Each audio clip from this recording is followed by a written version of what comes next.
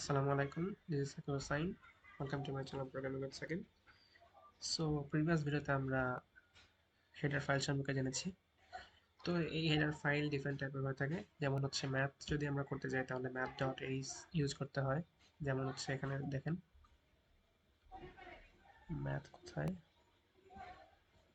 এই যে ম্যাথ, এখানে কমন ম্যাথমেটিক্যাল ফাংশনস। তো আমরা যদি ম্যাথ করতে যাই তাহলে আমাদের ম্যাথ দরকার হতে পারে, আমরা যদি ভেক্টর ইউজ করতে যাই তাহলে আমাদের ভেক্টর দরকার হতে পারে। এরকম ডিফারেন্ট কাজের জন্য হেডার ফাইল ডিফারেন্ট হয়ে থাকে।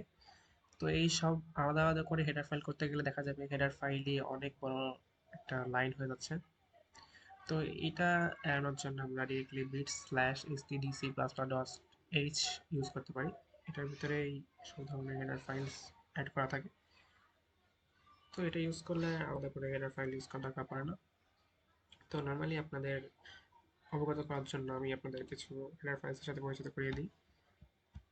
সেগুলো হচ্ছে এগুলো assert dot H, complex dot H, ctype dot H, math dot H, signal dot H, set setjump dot H,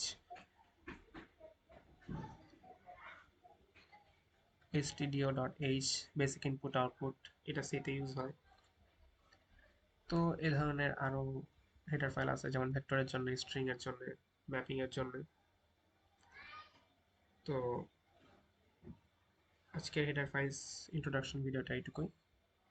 আপনাদের যদি কোনো কোশ্চেন থেকে থাকে তাহলে আমাকে জিজ্ঞেস করতে পারেন। Thanks for watching, comment down below, I'll try to answer. Happy coding.